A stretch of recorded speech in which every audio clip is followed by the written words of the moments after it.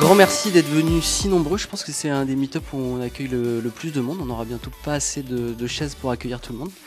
Merci beaucoup à Gabriel de son temps et pour ce sujet qui, je l'espère, va être passionnant. Enfin, j'en ai aucun doute. Et à Nicolas qui va vous présenter ce meet-up. On espère aussi. Quelques mots sur Front Guys. Je vais essayer de ne pas bafouiller cette fois pour le film. Front Guys, c'est une agence conseil spécialisée en expérience centrée utilisateur qu'on a montée il y a maintenant un peu plus de 3 ans, qui compte un peu plus de 20 collaborateurs aujourd'hui et qui regroupe des experts du design et du développement front-end. Donc on couvre toute la stack front, on va dire, de la recherche utilisateur jusqu'au développement front-end, en passant par le product design, l'UX, l'UI, la direction artistique et le design ops. Pourquoi le design ops? C'est un sujet qu'on a commencé à creuser en interne dès 2020, qui nous a tout de suite beaucoup parlé, puisque ça regroupait finalement toutes les différentes expertises qu'on avait au sein de Front Guys, donc d'une part les designers et les développeurs, et ça répondait à beaucoup de problématiques qu'on pouvait rencontrer chacun, enfin que les consultants ont pu rencontrer chacun chez leurs clients. Moi-même, je rencontre pas beaucoup de problématiques design chez moi. Donc voilà, donc on a creusé ce sujet, on a écrit un premier livre blanc qui est sorti en 2021 pour dégrossir le sujet. Et aujourd'hui, on a à cœur d'essayer d'animer et de construire une communauté autour de ce sujet qui nous passionne et qui est assez vaste. Donc voilà pour moi, je vais vous passer la parole à Nicolas ou à Sébastien, pardon. Merci Pierre. Donc Sébastien, je suis lead UX chez Front Guys. Donc je vais être le monsieur loyal, le MC de la soirée. Donc on se retrouve ce soir pour faire un Rex autour de Scaleway, dont Gabriel nous parlera plus exactement de ce que fait Scaleway pour ceux qui ne connaissent pas encore. Et donc le thème de ce soir, c'est Scaleway, a better way to scale up.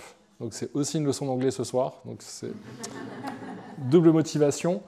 Donc au programme, je vais vous parler de pourquoi le design ops est une nécessité pour passer à l'échelle. Très très rapidement, ça va durer 2 minutes. Et puis après, on va laisser la place à nos speakers que je vais vous présenter par la suite. Donc on va parler de Career Path et de Skill Ladder. Donc si des personnes ne sont pas familières, vous allez découvrir ces termes-là. Ensuite, Nicolas, notre écrivain romantique, va nous parler de 7 mois de design ops à la recherche du temps perdu. On conclura avec un petit takeaway de nos 2 speakers et puis le moment attendu de tout meet-up, les pizzas, les bières et du networking évidemment. Et donc nos speakers en quelques mots, donc on a Gabriel Knassia qui est VP Design chez Scaleway. Donc VP quoi.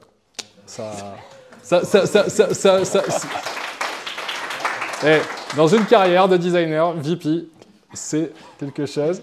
Et donc on a Nicolas Guy, qui est Lead Product Design et qui est co-founder avec Pierre, donc de Front Guys, grâce à qui nous sommes là aujourd'hui. Alors pourquoi on s'est intéressé au fait de passer le design à l'échelle? Alors autre que c'est trendy, qu'on en parle beaucoup aujourd'hui, qu'il y a beaucoup de recrutement de designers et que ça a tendance à prendre de la place. Pour nous, en termes de design ops, de point de vue de design ops, en fait, ça s'appuie sur les RH, la prod, ça va ensemble. Et le design ops, ça permet de réunifier ça parce que la partie RH va permettre d'organiser. Et donc, il y a quand même une grande partie d'organisation. Et quand on est manager, l'organisation, c'est au-delà de donner une vision, c'est une part très importante qui permet de soutenir la vision. Il y a la production, et donc évidemment le design system, et notamment un outil bien connu qui s'appelle Figma. Je pense que vous avez entendu parler de Figma. Non? Bon, ça a été racheté. Ne tombez pas dans les pommes, ça va. Et il y a l'autre point qui est la mesure, parce qu'il faut mesurer. Donc tout ça, c'est aussi lié à l'organisation et à la production. Et du coup, ce soir, nos 2 talks en fait, vont s'adresser et à la fois à l'organisation et à la fois à la production, et vont se répondre de manière directe et indirecte, mais tout ça marche ensemble. Et la mesure, on l'abordera plus précisément lors d'un prochain meet-up, parce que c'est un sujet aussi, je pense, qui nous intéresse tous, de comment on mesure l'impact de notre travail, du design, parce qu'on a besoin de mesurer pour prouver que nous sommes essentiels dans les entreprises. S'il y a des PM dans la salle, hein, je ne vous vise pas.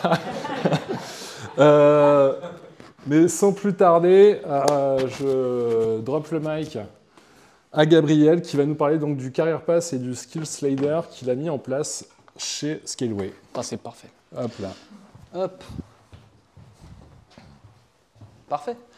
Bonjour à tous. Déjà, je suis super content d'être là. J'aime bien parler. Je le fais assez souvent chez Scaleway avec tous les nouveaux arrivants. Là, ce qui est particulier, c'est que je parle principalement à des designers. Et donc, je vais commencer par une petite question rapidement. Est-ce que vous, en tant que designer, vous connaissez déjà votre prochaine évolution? Est-ce que vous arrivez à déterminer très clairement les skills qui vous manquent pour votre prochaine évolution? On peut le faire éventuellement à main levée. Qui a cette certitude de le savoir? Ok.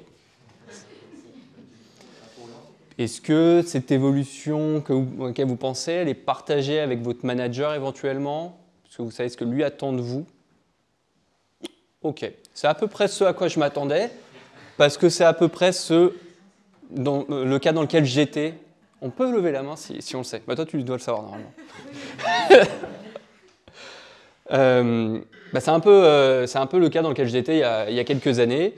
Et c'est la raison pour laquelle j'ai choisi aujourd'hui de vous parler d'un sujet qui touche à l'Ops. Et c'est le sujet du Career Pass et du Skill Ladder.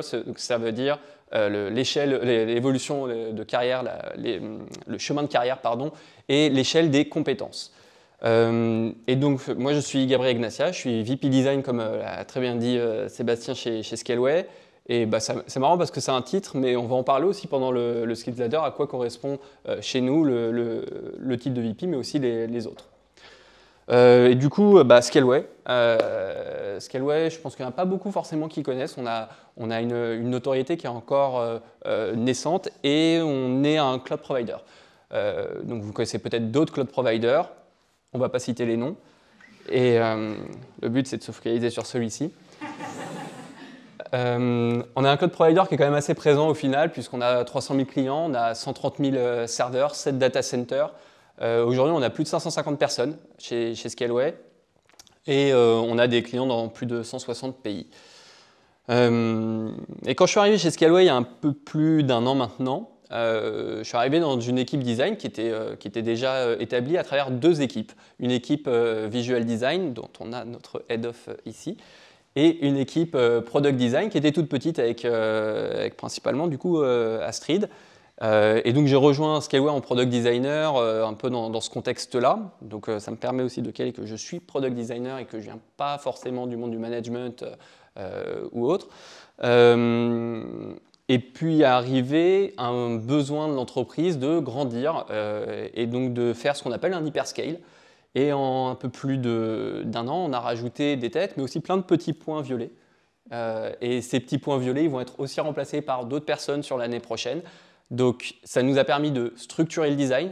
Désormais, on a un département design avec une équipe visual design beaucoup plus renforcée. Cette équipe va principalement s'occuper de l'expérience de nos prospects, donc sur les touchpoints externes, type trade show ou social media, mais aussi le website ou les autres sites développeurs, le blog qu'on a. Puis vous avez une équipe qui va être plutôt focalisée sur les clients, l'équipe Product Design, qui, elle, va s'occuper principalement de notre interface. Et puis on a une troisième équipe qui est l'équipe UXR.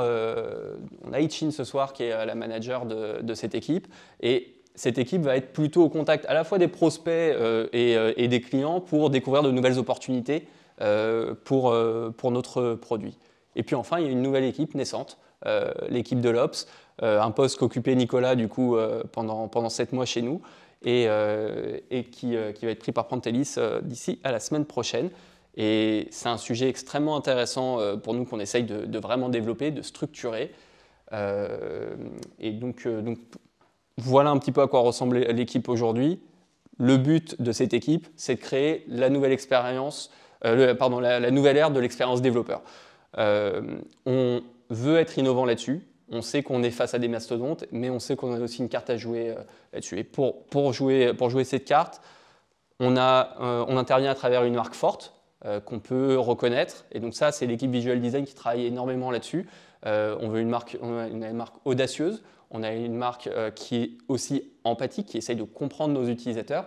Et ça se traduit aussi à travers une interface qu'on veut clairement plus moderne que ce que fait, encore une fois, les autres personnes sur le marché. Et ça, c'est reconnu par nos amis développeurs qui, clairement, reconnaissent ce travail comme une arme dans...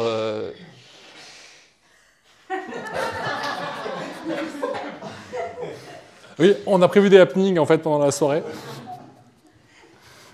Pas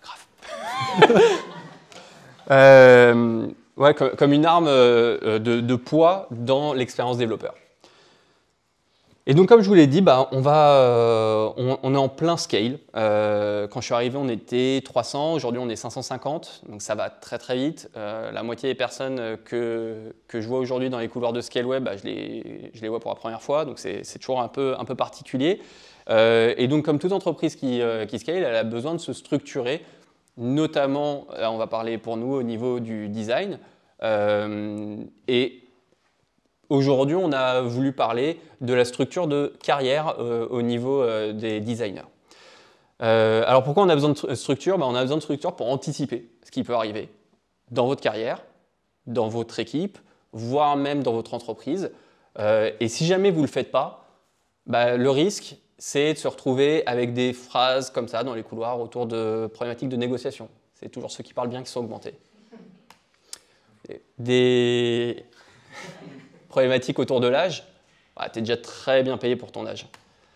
Ou autour de l'historique dans l'entreprise, ça fait 6 ans que je suis là, j'ai toujours pas évolué. Ou du management, moi je veux pas vraiment manager des gens, mais ici je vois pas d'autre évolution. Et ou encore, pourquoi il n'y a pas écrit senior sur mon titre alors que c'est le cas pour lui? Et puis une autre phrase que vous avez peut-être déjà entendue, je suis payé 10% de moins que les autres PM ou autres jobs, parce que je suis une femme. Alors les rires me font dire que vous les avez déjà entendus quelque part, vous les avez déjà entendus au moins une fois, et sachez que toutes ces phrases-là, moi je les ai entendues dans ma carrière. C'est des phrases qui forcément me font réagir parce qu'il y a des choses que j'arrive pas vraiment à comprendre, et c'est là où j'ai compris la nécessité d'avoir un career pass. Un career pass, c'est un moyen de commencer à définir ce à quoi va ressembler une carrière. Et pour commencer à définir un career pass, il faut des convictions fortes. Les miennes, à travers le career pass, c'était déjà le besoin d'avoir une grille de salaire qui va forcément avec une grille de seniorité. Cette grille de salaire, mieux vaut la faire avec les RH. Si vous ne pouvez pas, tant pis, faites-le au niveau de votre département. Mais c'est toujours mieux de se rapprocher d'eux. La deuxième conviction que j'ai, elle est autour de l'âge. L'âge n'a pas d'importance. Vous pouvez être très jeune et très mature, ou plutôt âgé et plutôt immature. Et c'est complètement OK. Et puis enfin, quand on parle de carrière, souvent on parle de management. Le management, ce n'est pas la seule solution, ce n'est pas la seule suite logique d'une carrière. On peut grandir dans une carrière et être expert. Et c'est complètement OK. On a besoin d'experts. On a aussi besoin de managers, mais le management, ça doit être un choix et pas l'issue normale de suite de carrière. Alors, on va parler un peu de design, de ce que ça veut dire au niveau du design.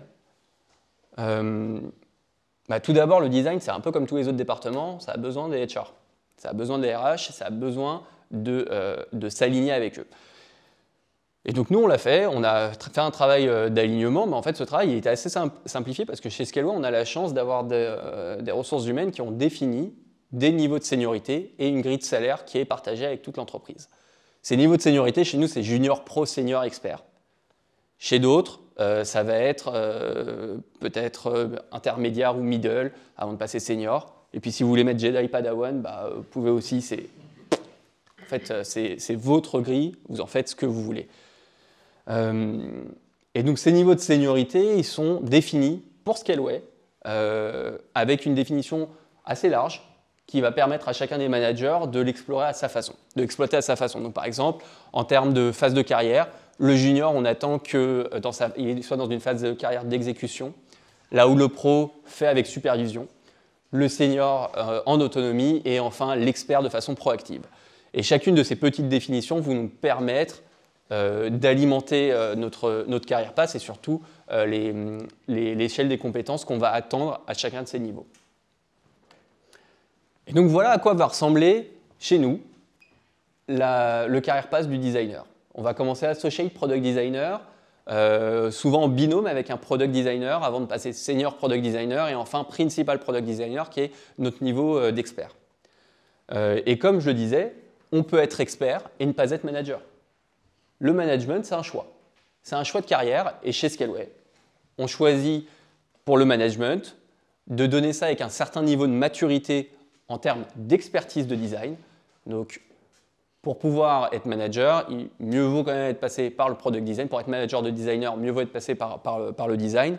Et donc, le choix de track, de voie, peut se faire à partir d'un niveau de senior. Et donc là, sur le niveau de senior, on va retrouver le lead product designer, le head of product design et enfin le VP design. Je reviens du coup sur le terme de VP Design. Chez nous, il a un rôle particulier au niveau du top management de la boîte. Comme on est une boîte assez grosse, donc on a quand même plus de 500 personnes, on a un petit groupe de managers en plus du codir qui permettent de prendre des décisions plutôt stratégiques. Et donc la force de Scaleway, c'est de pouvoir aussi pousser ça au niveau du design. Et puis il y a une troisième voie qu'on a introduite il y a peu, c'est celle de l'Ops. Et l'Ops va aller avec le design system. Alors, je vais reprendre les mots de Blandine qui se mouchait tout à l'heure, qui me disait, mais attends, qui a fait un super mémoire sur le design Ops d'ailleurs, qui disait, mais Gab, le design Ops, c'est un peu comme le happiness manager du design. Et je me suis dit, ah ouais, putain, c'est vraiment ça en fait. C'est-à-dire, le but du design Ops, c'est de faciliter la vie du designer et de faciliter au quotidien son travail.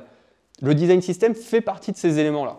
C'est pourquoi il fait partie aussi de la track opération. Donc dans laquelle on va avoir design system designer, design system manager, et puis enfin des rôles vraiment ops avec le lead design ops.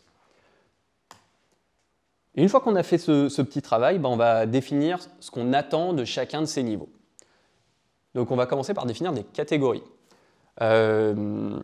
Pour définir ces catégories, moi j'ai commencé à infiltrer des groupes de design ops un peu partout dans le monde. Il y a des super trucs sur les Friends of Figma qui m'ont montré plein d'exemples. J'avais trouvé un FigJam avec plein d'inspirations, etc.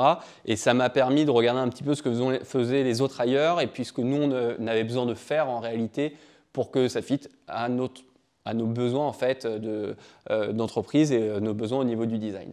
Et on s'est inspiré des catégories qu'utilisait Figma, justement, dans leur career path pour définir les nôtres. Donc on a 6 catégories. Accurate. Donc catégorie de qualité, votre capacité à utiliser la Figma Creative Cloud Suite pour créer des choses incroyables. La stratégie produit, votre capacité à vous inclure dans la stratégie de produit, la comprendre, mais même la challenger, plus on grandit en seniorité. La communication, votre capacité à communiquer avec l'équipe de design, avec vos PM, avec le reste de la squad, avec l'entreprise, voire même à l'extérieur. L'impact que vous allez avoir, la compréhension de l'impact, jusqu'à être proactif sur l'impact que vous allez avoir. Le rayonnement interne, externe, et puis enfin votre autonomie, votre capacité à travailler en comprenant le temps que vous allez dépenser. Je vais faire un petit focus sur la qualité pour vous montrer ce à quoi ça pourrait ressembler. Donc j'ai pris un exemple sur la qualité avec une phrase de nos expectations sur tous les niveaux.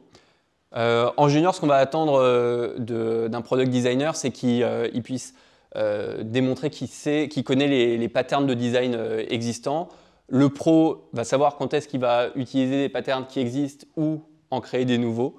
Le senior, il va clairement savoir au niveau de l'industrie quand est-ce qu'il va utiliser quel pattern. Donc là, j'étais plutôt au niveau de l'entreprise et du design system de l'entreprise.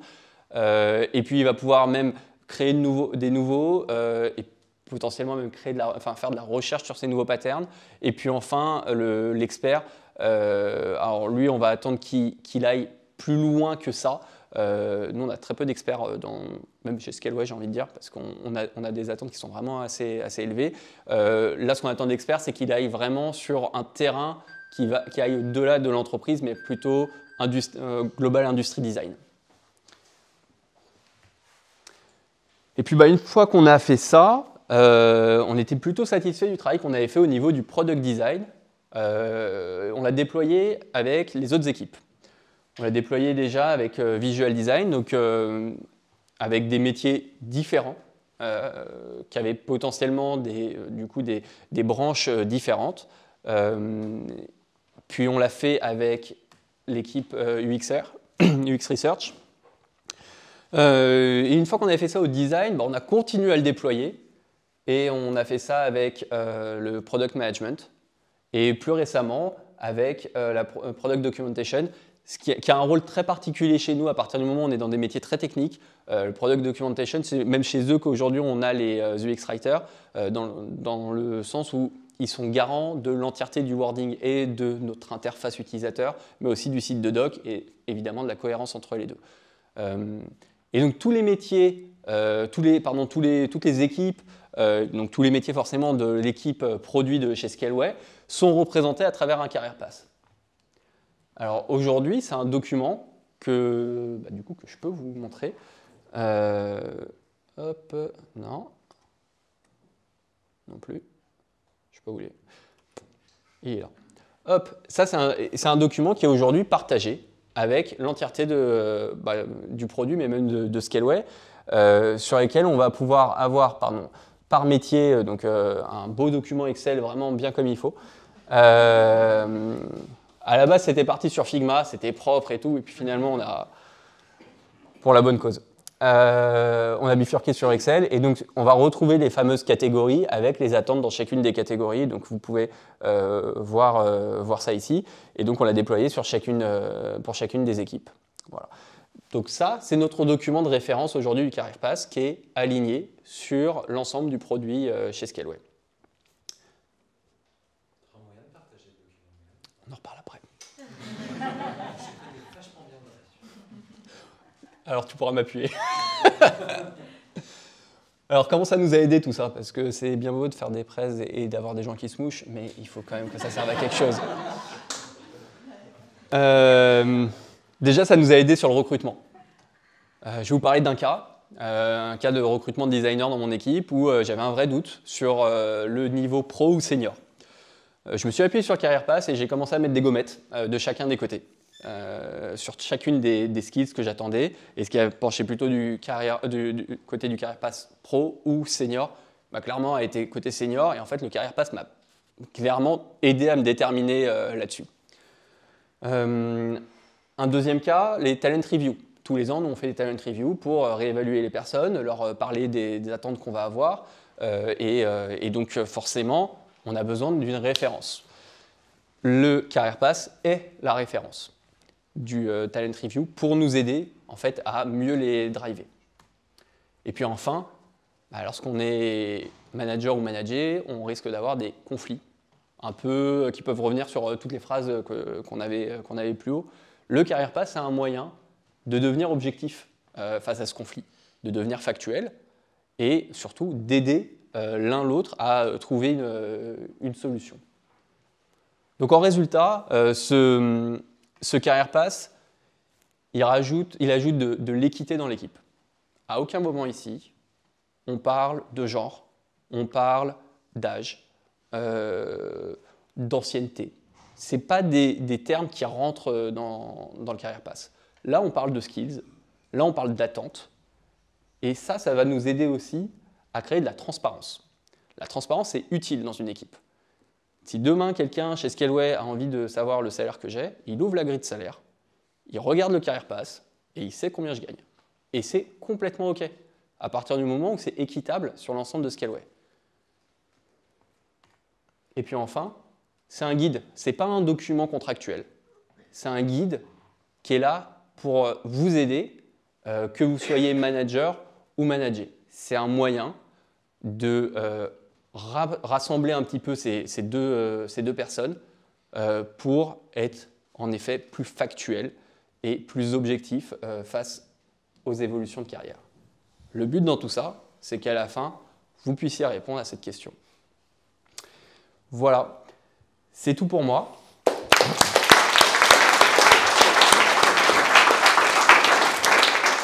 Je vous propose de me suivre sur Twitter, LinkedIn, ce que vous voulez.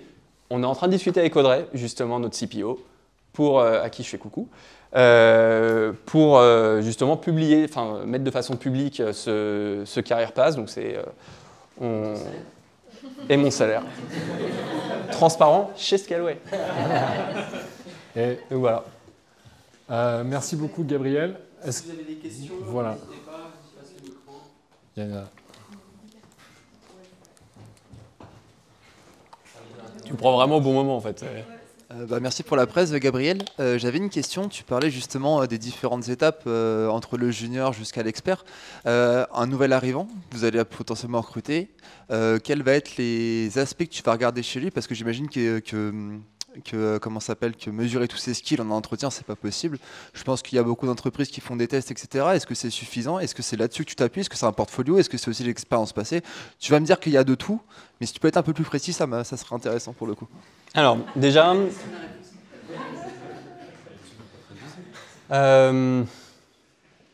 j'ai une phrase qui dit « hire slow, fire quick ». Prends ton temps pour embaucher la personne, vérifie tout ce que tu peux vérifier, parce qu'une fois qu'elle est dedans, bah, c'est déjà un peu plus compliqué. Tu as perdu du temps si jamais tu dois t'en débarrasser. Si jamais il n'y a pas de fit, si jamais elle est toxique, c'est un problème. Et donc c'est pour ça le fire quick, c'est qu'une personne qui part, bah, mieux vaut vite tourner la page. Sur le hire slow, du coup c'est là-dessus qui va être intéressant. Nous on a 7 étapes d'entretien. Certaines sont rassemblées sur la même journée, mais il y a quand même 7 étapes. Ces 7 étapes, elles vont passer du call de screening avec les HR, d'un manager interview avec moi ou le manager en question, d'un test qui va être soit un use case, soit un home application, qui va être présenté à l'équipe. Donc l'équipe rentre dans l'exo à ce moment-là. Derrière ça, il y a rencontre avec stakeholders type PM, dev, et enfin culture and fit avec les HR pour être sûr que tout va bien. Ces 7 étapes, elles nous permettent quand même petit à petit d'affiner certaines parties. Tu ne peux pas être complet. Moi, il n'y a pas un candidat que je regarde sans portfolio. Alors par portfolio, je suis très très large. Moi, on m'envoie un zip avec des JPEG dedans, je m'en fous. C'est pareil. Ce que je veux voir, c'est pour répondre par exemple à la partie craft and quality. C'est un peu ce que je vais regarder. Si jamais c'est un Figma, je vais regarder aussi un petit peu comment il est organisé, etc. Mais je ne pourrais pas répondre à tous les critères. Je vais essayer de répondre au maximum. Et puis, on a aussi, dans toutes ces étapes, des garde-fous qui vont nous permettre aussi de répondre aux aspects humains là-dessus. Voilà. Je ne sais pas si ça répond à ta question du coup. Merci. Est-ce qu'il y a d'autres questions? Merci à nouveau pour la presse. Je me posais la question dans les cas des postes où, même chez Scaleway, on se dit on ne peut pas avoir plus de 2, plus de 3. Typiquement, Head of Product Design, j'imagine qu'on ne va pas avoir des milliers, mais on pourrait avoir, mais on pourrait avoir la bonne ou la malchance de se dire on a des gens qui checkent finalement toutes les cases pour devenir Head of Product Design. Donc, qu'est-ce qu'on fait dans ces cas-là? Je pense que quand on arrive là, on a vraiment des problèmes de riches. D'accord. Je souhaite arriver là un moment. Et je pense que dans ce cas-là, il y a quand même un fond très intéressant dans ta question, c'est aussi qu'est-ce qu'on va attendre de ces personnes-là. Et c'est peut-être le moment où tu revois le Career Pass. J'en ai pas parlé, mais le Career Pass, ce n'est pas quelque chose de figé. C'est quelque chose qui va pouvoir évoluer. Les métiers que vous voyez là, ils n'existaient pas il y a 2 ans. Donc c'est forcément quelque chose qui va évoluer. Nous, on réfléchit dans l'Ops, là actuellement, à rajouter le titre de Design Advocate. Donc, encore une fois, ça va être des attentes particulières. Bah, peut-être que ce sera au moment où tout le monde sera au même niveau, un niveau de qualité super élevé, bah, ce sera peut-être à nous, managers, de réélever le niveau pour réaligner un petit peu les gens et puis voir comment on peut aller plus loin au niveau de l'expertise. Et gérer la frustration éventuelle de se dire j'y étais presque, finalement on m'a rajouté des trucs. Très franchement, on n'y est pas, mais j'aimerais qu'on y soit. Je suis là juste pour vous mettre la peur. J'aimerais. En tout cas, on a encore des postes, hein, si jamais ça t'intéresse. Merci, ça va. Est-ce qu'il y a d'autres questions? Merci. J'ai peut-être raté l'information entre deux mouchoirs, mais est-ce que tu pourrais repréciser comment tu as mis en place ton Career Pass et quelles étaient tes sources? Je sais que tu as parlé de Figma. Ouais, j'aurais dû les partager. Je vais peut-être, si je partage la presse, je les mettrai dedans. En fait, je suis tombé dans les trucs de Friends of Figma qui organisent des talks et des trucs comme ça. Bah, d'ailleurs, Lorenzo t'en avait fait partie à un moment. Et il y a eu, c'était Friends of Figma, non? Non, moi c'était Figma. Ah, c'était Figma directement.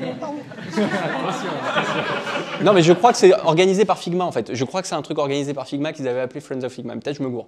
En tout cas, c'était un truc Friends of Figma sur le Design Ops et il y avait pas mal d'intervenants. Donc j'ai un peu creusé sur chacun de ces intervenants. J'ai creusé sur les boards qu'ils avaient partagés entre eux pendant un genre de gros meet-up mais virtuel. Je crois que c'était pendant le Covid du coup. Et ça m'avait passionné en fait. C'est comme ça que j'ai vraiment creusé le truc. Après, j'en ai regardé d'autres. On travaille par exemple avec Panache, qui est une boîte qui nous épaule sur la partie user research notamment, sur la partie discovery et formation des PM. Et eux aussi, ont aussi un Career Pass qui était très intéressant, mais qui n'était pas du tout au même format que ce qu'on a ici. Et donc nous, ça a été autant de littérature qui nous a permis de déterminer comment nous, on voulait le faire. Mais il y a clairement certains, on s'est plus qu'inspiré, et puis d'autres, on s'est vraiment éloigné parce que ça ne correspondait pas à notre besoin. Mais la littérature là-dessus a été vraiment, vraiment intéressante. Celui de Panache, on ne pourra pas le partager par contre. Désolé. Merci beaucoup, Gabriel. On va s'arrêter avec les questions là pour Gabriel. On va passer le mic à Nico. Et d'ailleurs, Gabriel sera encore présent jusqu'à 23h30 pour répondre à toutes vos questions. Ah, on ne t'avait pas dit, Gabriel, pardon. Merci beaucoup.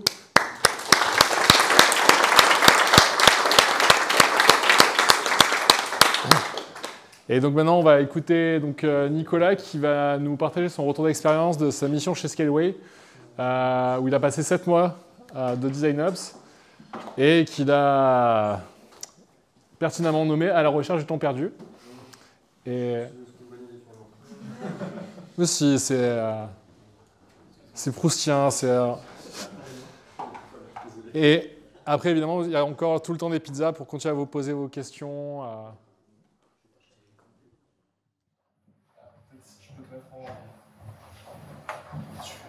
Ça vous paraît bien? Bonjour à tous. Bonsoir Nicolas. Bonsoir.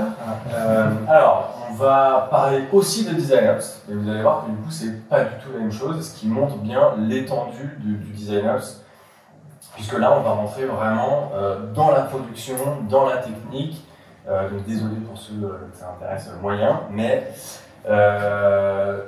c'est toujours le même objectif, c'est faciliter la vie du designer. Donc moi, quand je suis arrivé chez Scaleway, comme j'arrive partout, et de manière générale, je manque de temps. Je ne sais pas si c'est le cas pour tout le monde, mais j'ai toujours l'impression que les journées ne sont pas assez longues, donc du coup, j'essaye d'en perdre le moins possible, et quand je dis d'en perdre le moins possible, c'est essayer de toujours dédier mes actions à des choses qui ont de la valeur, et pas des choses sans valeur, comme fabriquer des choses, mettre des choses, etc. Mais souvent, quand j'arrive chez un client et que j'ouvre les fichiers de design, je me rends compte que du temps je vais en perdre, c'est sûr et certain. Ça, c'est une reconstitution d'une discussion. Hello Pierre, dis-moi, je bosse sur Kubernetes et là j'aurais bien trouvé le dernier parcours d'achat. Je ne trouve pas du tout, tu ne sais pas où il est. Alors je crois qu'il était dans l'équipe SaaS, dans le produit Kubernetes, mais il a été bougé dans l'équipe PaaS. Normalement tu devrais le trouver dans le fichier du run. Sinon tu demandes à Astrid. Mais je l'ai déjà cherché ici, j'ai fouillé pendant 30 minutes, j'ai rien trouvé. Ah, ok, bah, là je sais pas trop, ça fait pas longtemps qu'on l'a fait, elle regarde dans les derniers fichiers. J'ai demandé à Astrid, elle ne le retrouve plus non plus. Ok, mais dans quelle archive? Là, dans l'équipe Kubernetes, mais il y en a plusieurs, c'est laquelle? La nouvelle, bordel, pardon. Bref, je crois qu'on a tous déjà vécu ce genre de situation et c'est compliqué. Donc moi, mes objectifs quand je suis arrivé là-bas, c'était minimiser le temps dédié à chercher, à fabriquer, à mettre à jour et du coup optimiser le temps pour avoir plus de temps pour créer, tester, innover. Et donc ça passe par 3 actions que j'ai menées là-bas que je vais vous présenter. D'abord un petit contexte. Donc moi, quand je suis arrivé, on était 3 product designers. Quand je suis parti, on était 6, donc hyper scale. Et puis 2 UX researchers, et puis un VP design qui est arrivé récemment et qui s'attaque à beaucoup de chantiers et qui le fait hyper bien. Il est là, bravo. Mais en tout cas, dans ce contexte-là, vraiment beaucoup de chantiers et ça peut faire un petit peu peur. Et donc, une raison de plus pour vraiment faciliter la vie des designers, pour essayer d'automatiser un petit peu les choses. Je rentre un peu plus dans le détail du produit sur lequel les product designers travaillent. C'est la console. La console, c'est ce qui permet à tous les développeurs de gérer tous leurs produits. Donc, tous leurs produits, c'est toute la liste que vous voyez ici, donc catégorisée, donc les instances, Apple Silicon, Dedibox, etc., etc. Donc, c'est beaucoup de produits et globalement, tous les produits à l'intérieur sont structurés un petit peu de la même façon avec des onglets. Donc, il y a une arborescence assez systémique en fait dans les produits. Je vous dis ça pour plus tard. Ensuite, les équipes produits. Donc, Gab a commencé à en parler. Il y a d'abord l'équipe des ingénieurs. Eux, c'est les gros techos qui fabriquent les produits en eux-mêmes. Ensuite, il y a les product managers qui gèrent les projets de façon générale. Il y a des team design, la team de dev front et la team de doc, dont vous parlez Gab aussi, qui est responsable du wording. Et dans les teams, donc dans les teams design, il y a visual design, UX research et product design. Quand je suis arrivé, Figma était ce qu'il était. Il y avait une organisation qui était posée, donc il y avait une équipe par produit, il y avait une équipe dédiée aux designers, une équipe dédiée au design system et des équipes transverses. Quand on rentrait un peu plus dans le détail, là on est dans une équipe, on avait un projet avec des fichiers de run, un projet avec normalement une sorte de global view, où on pouvait avoir l'ensemble des écrans, et puis un projet workshop et test et un projet archive. Et quand on rentrait à l'intérieur d'un fichier de run, on avait donc un playground, des composants locaux, voilà, les traits là, pardon. Et un fichier de production. Et dans ce fichier de production, en fait, on avait toutes les user stories à la suite qu'on peut voir ici, là. Là, il y en a une seule, mais il faut imaginer un fichier avec peut-être une dizaine ou une quinzaine selon les produits de user story, avec du coup plein d'écrans qui se répétaient dans tous les sens, puisque c'était des parcours à chaque fois, mais qui reprenaient des écrans complets, voire des déclinaisons d'écran, etc. Par contre, il y avait une slide au début qui présentait les user stories avec un lien vers Jira. Enfin, voilà, il y a quand même plein de belles choses. Le constat que j'ai fait côté librairie, c'est que côté dev, il y avait plusieurs storybooks qui étaient assez complets, mais avec beaucoup de différences avec la librairie Figma, parce que la librairie Figma, elle était vraiment toute jeune, et la migration de Sketch à Figma venait d'être faite, enfin, c'était vraiment encore le début. Et donc une librairie Figma en début de rangement, très incomplète, avec des anciens composants, des composants qui sont basés sur des master composants avec des containers, j'en passe, et des meilleurs. Côté organisation Figma, comme on l'a vu, c'était plutôt bien organisé, mais il y avait une problématique, c'était que dans les fichiers de run, c'était impossible de se repérer, et même ceux qui étaient là depuis longtemps n'arrivaient pas à se repérer dans les fichiers, donc là, il y avait un vrai problème. Il y avait aussi plein de belles choses, l'utilisation des tokens, synchro avec GitHub Direct, un dev front qui avait la responsabilité et du temps dédié pour travailler sur la librairie, un fichier Excel à peu près complet qui recensait les composants côté Figma et côté Storybook.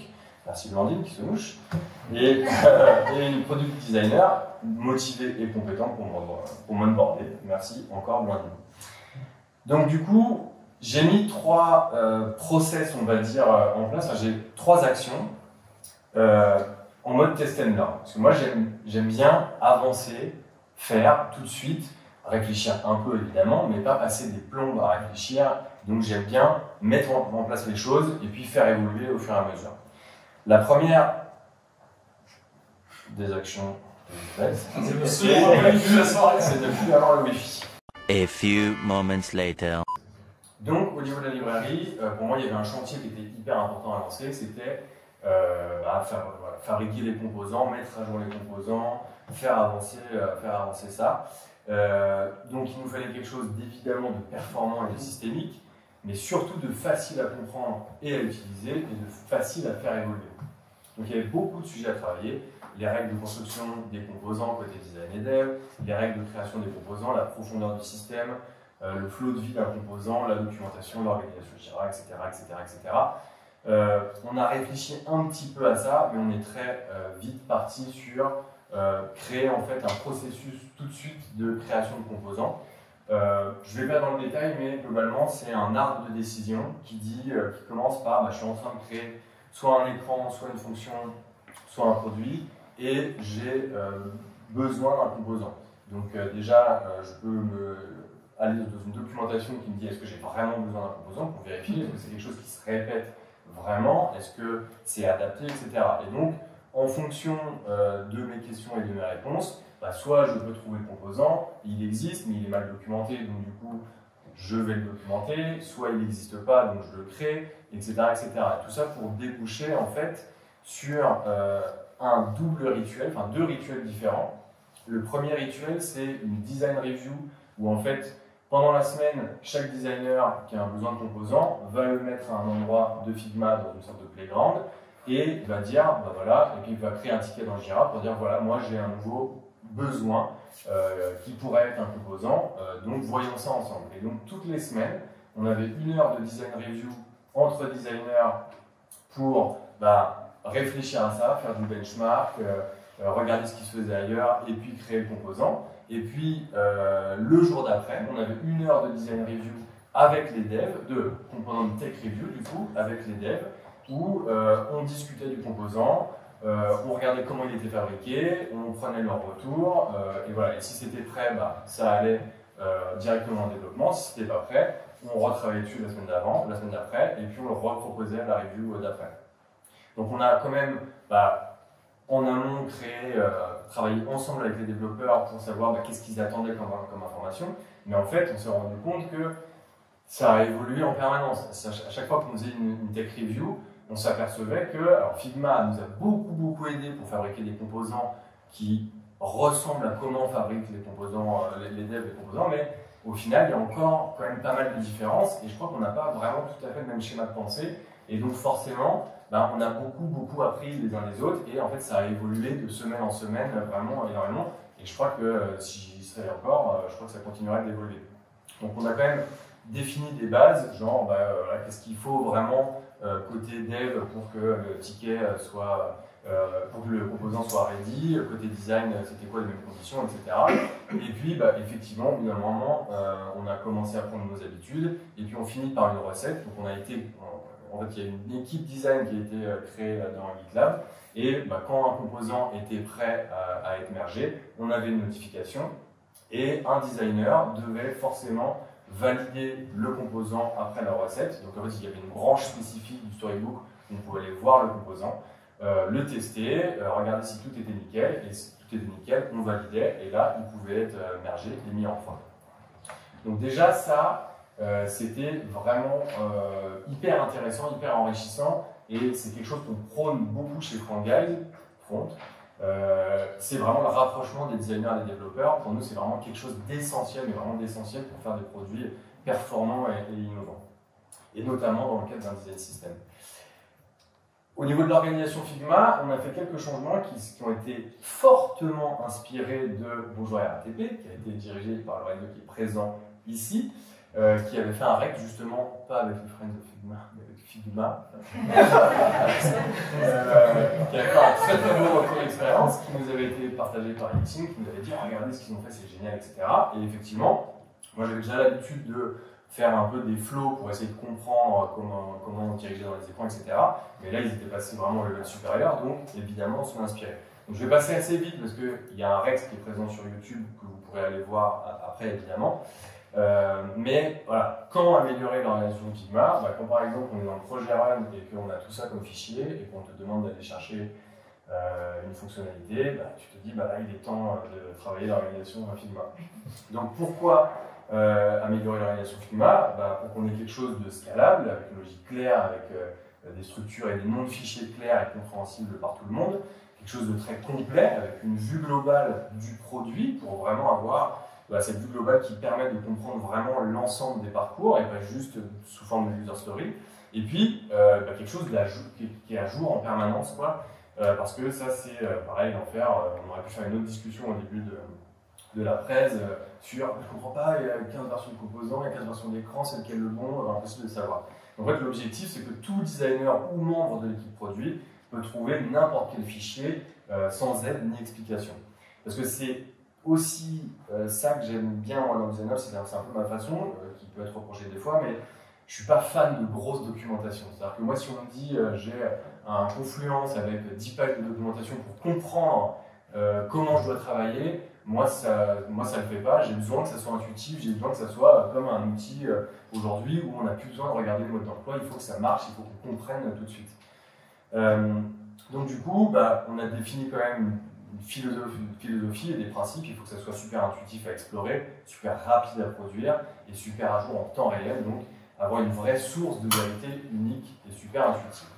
Donc avant et après ça n'a pas changé grand chose, en fait on a inclus le run dans les global view. C'est pas le changement de dingue, hein, mais la global view, en fait si on a commencé à mettre en place la global view, et c'est ça qui change tout, c'est que la source de vérité devient la global view. Et les fichiers de run, c'est vraiment les fichiers qu'on travaille US par US, mais en fait, dès qu'on a validé, dès qu'on a fini, paf, on intègre ça à la Global View, et c'est ça qui permet d'avoir une version à jour en permanence. Ça, et un autre petit truc que je vous explique après.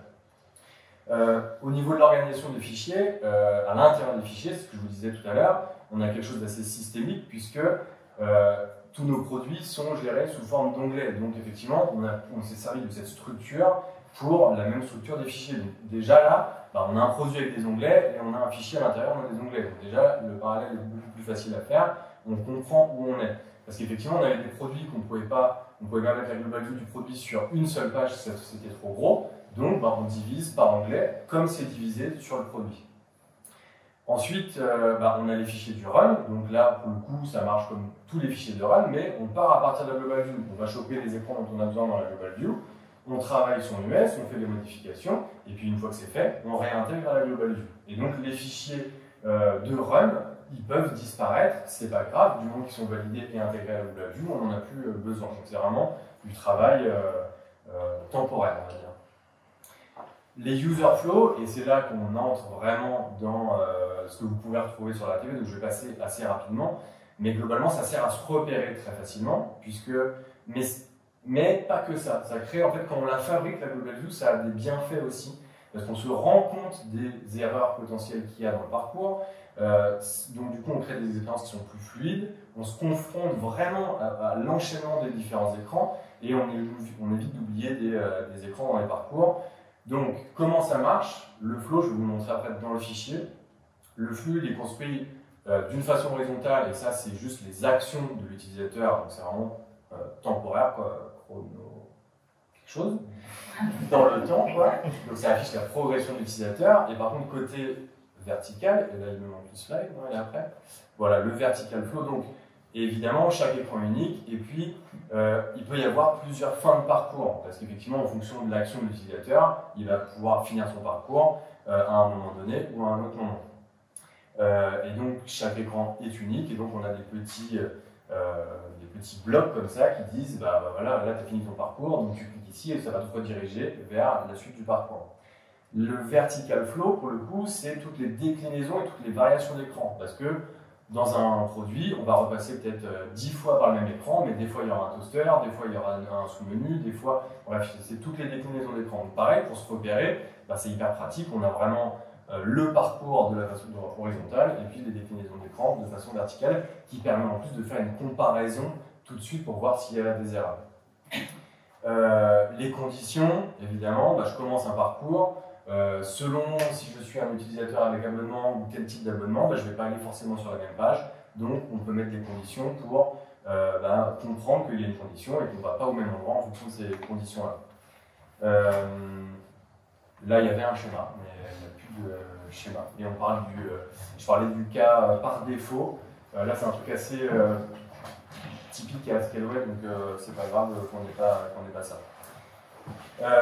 Et puis, un petit détail sur l'interaction. Quand il y a des interactions sur un écran, en fait, on les stipule une fois. On ne va pas mettre des interactions sur toutes les occurrences d'écran, mais seulement une fois.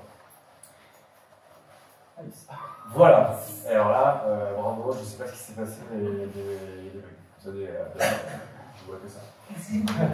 La troisième chose que j'ai mis en place et qui complète justement cette global view pour en faire, selon moi, une vraie source de vérité, c'est que je suis allé jusqu'à composanter les écrans.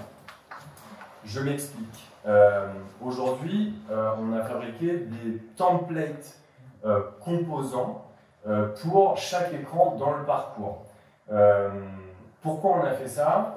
Parce que, alors déjà, grâce à qui on a fait ça? Grâce à Figma et grâce aux propriétés, aux nouvelles propriétés des composants qui permettent vraiment de faire ça. Avant, on pouvait le faire, mais c'était pas optimal, mais c'était un peu compliqué de le faire. Grâce aux propriétés des écrans, nouvelles propriétés des composants, on peut faire ça. Donc en gros, on a un template layout avec les composants, on va dire, classiques de navigation, header, barre de navigation à gauche.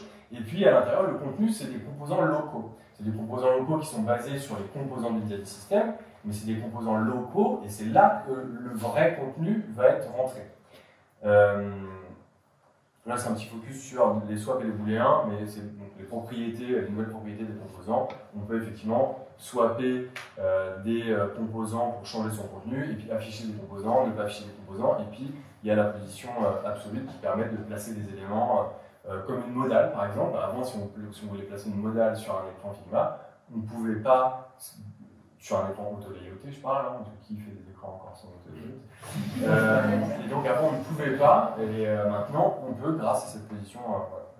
Donc, c'est fini pour juste être prête, mais du coup, je vais vous montrer ce que ça donne pour se rendre compte.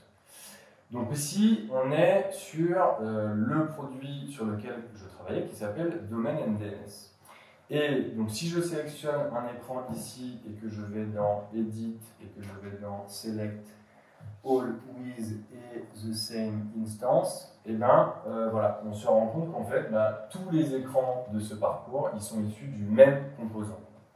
Et donc je vais dans mes composants locaux, et dans mes composants locaux, je vais chercher ce composant d'écran qui est ici.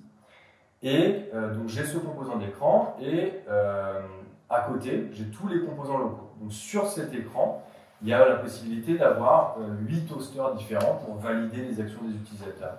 Il y a la possibilité d'avoir une dizaine de modales différentes. Et puis après, il y a tous les contenus différents. Et ça veut dire qu'aujourd'hui, avec ce composant master, si je prends une occurrence, et ben, alors on ne voit pas beaucoup parce que les colonnes sont pas si, chez vous c'est plutôt pas mal. Chez moi c'est tout petit, mais en gros on a les propriétés, donc je peux choisir d'afficher ou pas le toaster, d'aller choisir le type de toaster, enfin le contenu du toaster que j'ai envie. Je peux afficher une modale. Alors aujourd'hui, je pourrais même, avec les nested propriétés, je pourrais aussi accéder aux propriétés de la modale directement ici. Mais là, je ne le fais pas, je rentre dans la modale et je peux aller changer le type de modale que je veux, parce que j'ai ma liste de modales qui apparaît ici en un clic, etc. etc. Donc là, et pour le contenu, c'est exactement la même chose. Là, si je veux, je peux avoir mon onglet des contacts, je peux avoir mon onglet des zones, et si j'ai envie, alors pareil, avec le nested composant, je pourrais le faire sans rentrer dans le contenu, mais là, je peux rentrer dans mon composant local qui a aussi des propriétés, et donc je peux afficher si je veux le menu déroulant ou pas. Et donc, pour moi, alors attention, c'est quelque chose de très complexe à mettre en place quand vous arrivez dans une société où il y a déjà beaucoup d'écrans, beaucoup de produits, etc. Donc, mais pour moi, la valeur, elle est énorme puisque ça permet d'avoir une vraie source de vérité. Parce que si en fait on a une quinzaine, en fait, dans le run, dans la production des écrans, etc., si on a une quinzaine d'écrans qui sont exactement les mêmes, mais avec des petites déclinaisons d'écrans, etc., il y a forcément un moment où il y a un écran qui ne va pas être le même, etc. Alors qu'avec cette solution-là, on s'assure qu'en fait, tous les écrans des parcours sont exactement les mêmes, ont les mêmes propriétés, ils sont en plus basés sur des composants du design system. Donc, s'il y a une modif dans le design system, tout se répand à la vitesse de la lumière et c'est fantastique et j'en ai fini.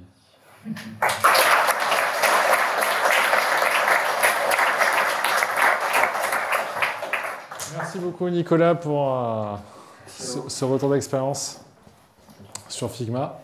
Donc la prochaine fois c'est sous XD, c'est ça? Ça sera, on ne sait pas. Qui souhaite poser la première question? Merci beaucoup pour la présentation. La question qui me vient à l'esprit, c'est en termes de délai. C'est-à-dire au moment donné où tu veux répondre à un besoin, il faut que tu arrives à analyser s'il y a besoin de créer un nouveau composant et quel est le délai entre ce moment-là, le point de départ, et le point d'arrivée où tu as créé un composant qui répond aux besoins. Alors, là tu parles des composants du design system ou des composants locaux les deux options aussi. Pour le coup, les composants locaux, comme leur nom l'indique, c'est des composants locaux qui ne servent que à moi dans mes maquettes Figma. Donc en fait, ça, il n'y a pas de délai. Si j'ai besoin d'un composant local, je fais mon composant local. En revanche, et là c'est une question hyper intéressante sur la temporalité de création des composants dans le design system. Ça, c'est un truc qu'on n'a pas franchement encore taclé. Moi, j'ai jamais réussi. C'est-à-dire qu'aujourd'hui, quand on est dans du run et que donc on est en train de préparer notre écran pour le sprint qui arrive dans 2 semaines, voire 3 semaines, et que tout d'un coup on a un nouveau besoin de composants, en fait on est dans le speed, parce que normalement on est censé prendre notre temps, regarder, c'est quelque chose qui va durer, qui va être développé, qu'on n'est pas censé revenir dessus 15 fois. Mais là je me dis, il faut être agile, il n'y a pas le choix dans ces conditions-là, il faut se faire une petite roadmap, un petit planning, et puis faire le plus vite possible, parce que de toute façon on est obligé de suivre le run. Et donc, je ne saurais pas quoi dire d'autre qu'il faut faire avec le temps qu'on a de façon raisonnable, parce qu'on n'a pas vraiment le choix en fait. Donc tu n'as pas un minimum et un maximum de par ta minimum, moi je dirais, oui, il faut minimum une journée, minimum une journée pour créer le composant, mais après il faut minimum au moins 2 heures ou 1 heure pour en parler avec les devs, faire des retours. Donc moi je dirais que le temps minimum pour être sérieux, c'est 5 jours. Quoi. Je complète. Ouais. Moi c'est bon, j'ai un micro dessus.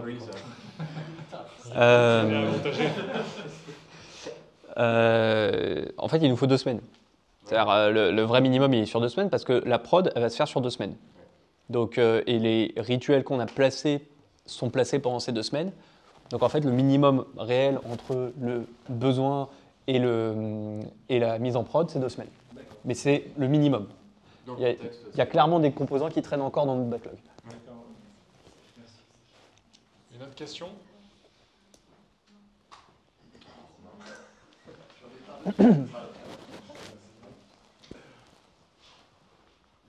Merci Nico pour la presse, ça donne plein d'idées, c'est cool. Et pour info, je voulais savoir, en plus technique, désolé pour ceux qui ne sont pas techniques, mais c'est quoi comme licence que vous avez Figma chez Scaleway aujourd'hui? Enterprise. C'est Enterprise ou organisation? Là, vu qu'il y en a 4 maintenant, non, parce que c'est pas la 75, c'est la 45 par user par mois. Ok, et du coup, vous avez normalement la feature qui vous permet de pouvoir contrôler les... Si je te dis pas de bêtises, ça n'a peut-être pas été utilisé parce que ça doit être loin à déployer, etc. Nombre d'occurrences de... Ok. C'est ça, non, c'est ça la question? Pour ma question, c'était qu'en gros, on a possibilité avec la licence organisation de pouvoir contrôler à quel endroit les composants sont appelés, dans quel projet, etc. Et du coup, de mesurer. Voilà. Et du coup, j'avais une question de manière générale. Vous avez parlé des nouvelles propriétés qui sont sorties. Il y en a d'autres d'ailleurs. Il y a des propriétés qui vont avec le CSS et tout ça. Ça va forcément avoir un meilleur discours avec les développeurs, je pense. Mais de cette manière-là, je voulais simplement savoir, quand il y a une nouvelle feature qui sort, et les propriétés qui sont sorties, qui sont d'ailleurs en bêta, si je ne dis pas de bêtises, il y a un choix à faire, j'imagine, en tant que VP notamment. C'est de se dire, OK, il y a une fonctionnalité, elle est en bêta. Donc en gros, elle n'est pas encore viable. Comment vous faites? Il y a aussi les exemples des auto-layouts qui sont sortis du jour au lendemain et qu'on a dû, entre guillemets, adapter nos composants, etc. Enfin, je pense qu'on l'a tous connu, cette partie-là. Et du coup, ce que je voulais savoir, c'est qu'aujourd'hui, chez Scaleway, on voit quand même qu'il y a un niveau de maturité design qui est assez intéressant. Et on le voit notamment avec la structure de l'équipe et aussi au niveau de la manière de comment c'est créé. Mais du coup, j'avais une question. Là, vous avez déjà mis en place les propriétés. Je vois qu'il y avait beaucoup d'auto-layouts qui ont été faits, etc. Est-ce qu'aujourd'hui, il y a un moment que tu devais retenir, qui n'a pas été simple, justement, avec ces features de Figma qui arrivent au fur et à mesure et qui sont superbes, qui nous aident à beaucoup travailler. Et vous êtes dit, on va peut-être pas le faire tout de suite, par exemple. C'est peut-être, je sais pas si c'est à Nico ou si c'est designer ou exemple, VP, en fait. en tout cas. Les branches. Je peux répondre à ça? Du coup, je vais me lever, ça va être plus agréable. Ouais, il y a eu. Enfin, on y réfléchit.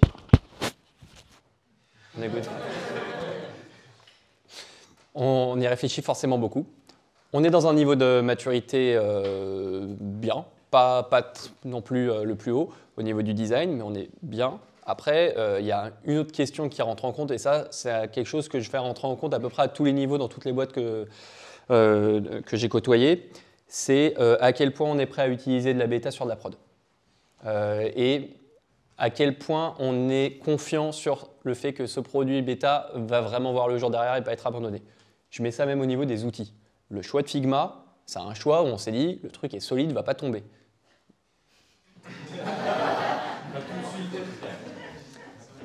Bon, non, mais a priori, ce qui va se passer, c'est que XD va être déprécié et Figma va rester. Mais maintenant, j'avance jusqu'aux features. Lorsque les branches étaient en bêta, nous, on a testé. On a vite fait tester sans mettre en danger notre prod. On ne sait pas les bugs que ça peut avoir. On connaît bien le cloud pour savoir qu'il peut y avoir des bugs. Il peut y avoir de la perte de données, des trucs comme ça et tout. Donc, on a testé, mais on n'a pas mis de process à ce moment-là, quand les branches étaient en bêta, pour faire ça. Aujourd'hui, notre process inclut les branches pour le design work in progress, pour le end-off avec les devs et pour la team documentation pour éditer les contenus. Pourquoi? Parce qu'aujourd'hui, on a assez de certitude sur la qualité de la feature. Donc oui, on teste les trucs en bêta. On a la chance d'avoir une équipe design qui est plutôt proactive là-dessus. Clairement, on est déjà chaud patate sur ces features-là. Et moi, je suis chaud pour les activer à condition qu'on ne mette pas en danger la prod là-dessus. Voilà. Et juste pour compléter, pour rattraper le temps perdu et la dette, on a mis en place, on l'a fait pour la première fois fin août, des Design Days. C'est inspiré par quelque chose que j'avais vu chez Squarespace, dans lequel on tacle des sujets de dette design qu'on a. Là, sur les derniers qu'on a fait fin août, c'était justement autour des Global Views et comment généraliser le process que montrait Nicolas, mais de façon du coup plus globale sur l'ensemble des équipes, combien de temps ça nous prendrait, etc. On peut avoir de la dette aussi sur des propriétés de composants, par exemple, où on veut vraiment avancer beaucoup plus loin. Voilà, je pense que ça répond à ta question. Okay. D'autres questions? Allez-y, il n'y a pas de... Moi, j'ai quand même une question sur quid de la créativité, en fait. Donc, quand tu fais tout ça, tu as des composants qui sont très bien faits, et donc je vois très bien, parce qu'aujourd'hui, en mission là où je suis, c'est ce qu'on a. Mais de temps en temps, en tant que designer, on le sait bien, on aime bien apporter notre petite pierre et notre petite touche. Quelle place a la créativité là-dedans, en fait? Est-ce qu'on n'a pas un risque de trop standardiser? Je commence. Le but, c'est de standardiser, en fait.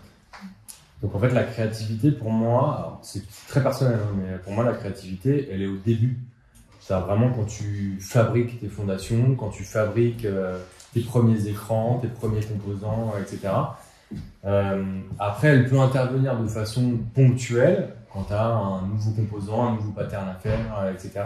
Là, il y a de la créativité. Mais c'est vrai que le but, aujourd'hui, si on veut être efficace, il faut justement standardiser les choses. La créativité, c'est quelque chose qui prend du temps. C'est quelque chose où on a besoin de créer quelque chose, on a besoin d'attendre un peu, de revenir dessus, de faire travailler l'esprit, d'aller s'inspirer, etc. C'est quelque chose qui est complètement différent du run et du produit pour moi. Donc, si tu veux être créatif, tu as des petits projets, tu as des petits side projects où là, tu peux vraiment t'éclater. Travailler sur un design system, tu peux être créatif au niveau des idées, de l'organisation, etc. Au niveau du visuel, au tout début, oui, énormément. Plus tard, un peu moins, pour moi. Je complète, je suis assez d'accord. Sur la partie, le but, c'est d'avoir un système. Maintenant, je pars aussi du principe qu'un designer, il a un ADN créatif et qu'on a besoin de le faire travailler à ce niveau-là. je vais rendre hommage à une head of design qui m'avait parlé d'un rituel qu'elle faisait avec ses équipes qui s'appelait Design du Turfu. Donc c'était un rituel où elle poussait ses équipes à aller sur des pistes complètement inconnues, farfelues, qui permettaient à leurs équipes d'aller plus loin qu'en fait ce qu'ils voyaient au quotidien. Moi, j'essaie aussi de faire ça. Alors, on a eu moins le temps, pour le coup, chez Scaleway, d'aller sur ce type d'atelier. Mais ça m'intéresse parfois de les pousser sur des side projects qui vont peut-être servir à rien, mais où je lui dis, par exemple, Blandine, si tu peux me redesigner la sidebar, mais vraiment comme toi tu l'imagines. Si tu veux partir sur de dribble, vas-y. Si tu veux partir sur un truc hyper différent, etc., vas-y. Le but, c'est juste de voir en fait d'autres choses. Et en fait, la créativité, là, ça devient un outil pour prendre de la hauteur sur le run quotidien.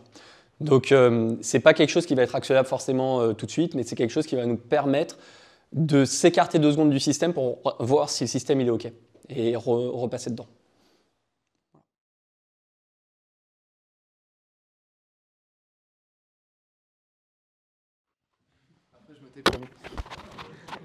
Et moi je trouve que on parle pas de créativité artistique, certes, mais des gens qui utilisent Figma comme vous, il y en a pas beaucoup, je pense.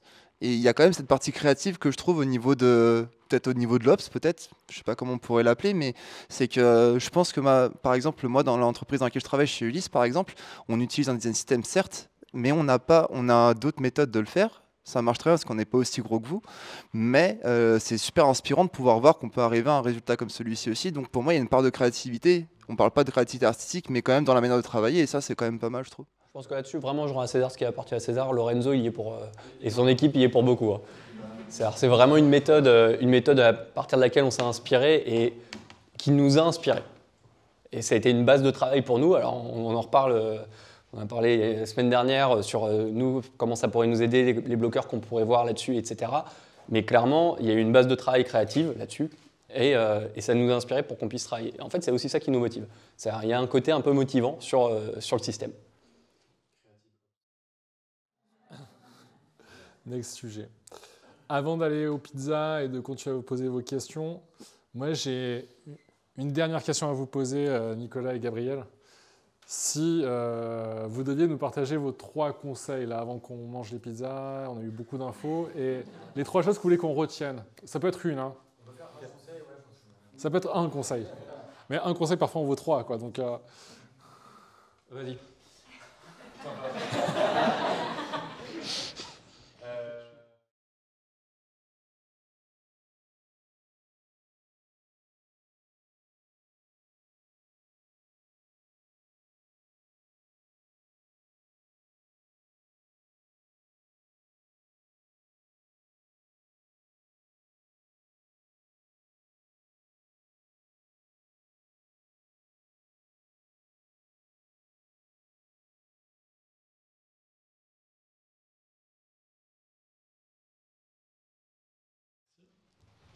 Je suis sur 2 là.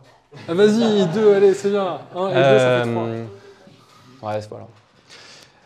Le premier, c'est que tout ce que vous voyez aujourd'hui, ce sera faux demain, ou ce sera outdated. Et donc, on est là pour mettre des règles et les casser. Donc, ne soyez jamais trop attachés à ce que vous voyez à un moment T. Ça va vous servir à ce moment-là, et plus tard, non. Ça, c'est le premier truc. Deuxième truc, c'est pour revenir au Career Pass, si je dois vous donner un conseil là-dessus, rapprochez-vous des HR. Nous, ça a été un jeu presque de ping-pong. Aujourd'hui, le Career Pass, il n'est pas développé sur toute la boîte. Par contre, les niveaux de seniorité, ils le sont. Et donc, ça a été un ping-pong d'eux vers nous et maintenant de nous vers eux. Et donc, il y a un besoin d'harmonie là-dedans. Et puis, le troisième, alors celui-là, je vais prendre un petit quart d'heure du coup pour l'expliquer. Non, je m'arrête là. Je m'arrête là. Merci beaucoup.